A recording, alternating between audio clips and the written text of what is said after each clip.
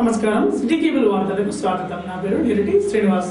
తాండూరు పట్టణంలో సోమవారం తెల్లవారుజామున బస్ స్టేషన్ సమీపంలో ఓ లారీ బీభత్సం సృష్టించింది. దీంతో రోడ్డు ప్రక్కన పాలు అమ్ముకుని వ్యాపారం చేసే శ్రీశైలం అనే వ్యక్తి లారీ ఢీకొని అక్కడికక్కడి మృతి చెందాడు.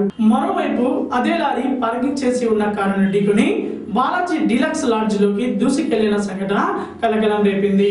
స్థానిక సమాచారం మేరకు కోడంగల్ నుంచి తాండూరు వైపు వస్తున్న లారీ MH25U 1528 నెంబర్ గల లారీ అతివేగంతో వస్తున్నట్లుగా DCM ను ఓవర్టేక్ చేయబోయి అదుపు తప్పి లారీ దూసుకెళ్లినట్లుగా తెలియజేశారు. లారీ వాహనంను క్లీనర్ నడుపుతున్నట్లుగా పోలీసులు తెలియజేశారు. ఏది ఏమైనా కానీ ఈ ప్రమాదంలో అభంశుభం తెలియని శ్రీశైలం అనే వ్యక్తి ప్రాణం బలిపోవడంతో కుటుంబ సభ్యులు మరియు మిత్రుల స్థానికులు శోక సముద్రంలో మునిగారు. పోలీసులు కేసు నమోదు చేసుకుని దర్యాప్తు చేస్తున్నట్లుగా తెలియజేశారు.